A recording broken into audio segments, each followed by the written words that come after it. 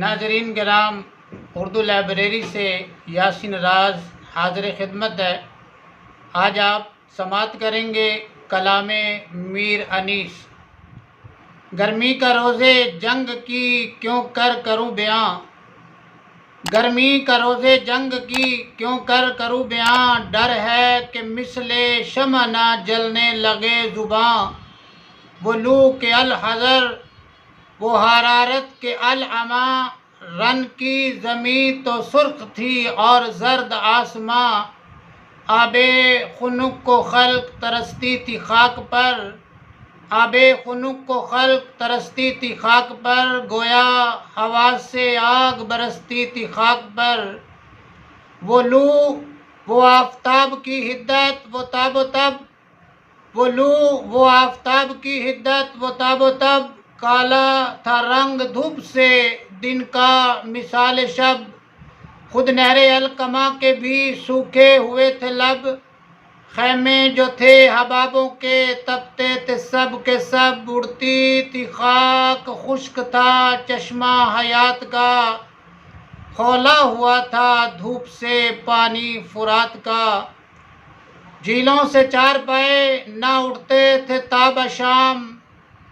جھیلوں سے چار پائے نہ اٹھتے تھے تاب شام، مسکن میں مچھلیوں کے سمندر کا تھا مقام،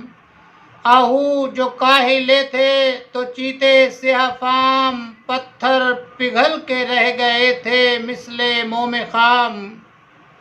سرخی اڑی تھی پھولوں سے سبزی گیاہ سے، پانی کنہوں میں اترا تھا سائے کی چاہ سے، کوسوں کسی شجر میں نہ گل تھے نہ برگ و بار، کوسوں کسی شجر میں نہ گل تھے نہ برگ و بار، ایک ایک نخل جل رہا تھا صورت چنار، ہنستا تھا کوئی گل نہ لہکتا تھا سبزہ زار، کانٹا ہوئی تھی سوکھ کے ہر شاخ باردار، گرمی یہ تھی کہ زیست سے دل سب کے سرد تھے، گرمی یہ تھی کہ زیست سے دل سب کے سرد تھے،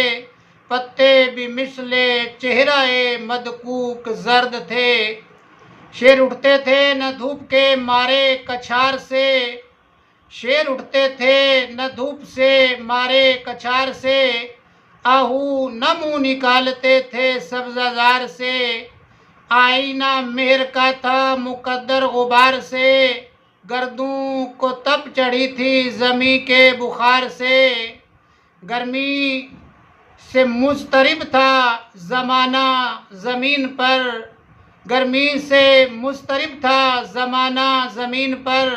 بن جاتا تھا جو گرتا تھا دانہ زمین پر، گرداب پر تھا شعلہ جوالا کا گماں، گرداب پر تھا شعلہ جوالا کا گماں، انگارے تھے حباب تو پانی شرر فشاں، منہ سے نکل پڑی تھی ہر ایک موج کی زباں، تہ پر تھے سب نہنگ مگر تھی لبوں پہ جاں، پانی تھا آگ گرمییں روزے حساب تھی، پانی تھا آگ گرمییں روزے حساب تھی، ماہی جو سیخے موج تک آئی کباب تھی، ماہی جو سیخے موج تک آئی کباب تھی، سلام ان پر کہ تہ تیغ بھی جنہوں نے کہا، سلام ان پر کہ تہ تیغ بھی جنہوں نے کہا، جو تیرا حکم جو تیری رضا جو تو چاہے۔ آپ کی سماعتوں کا بہت شکریہ۔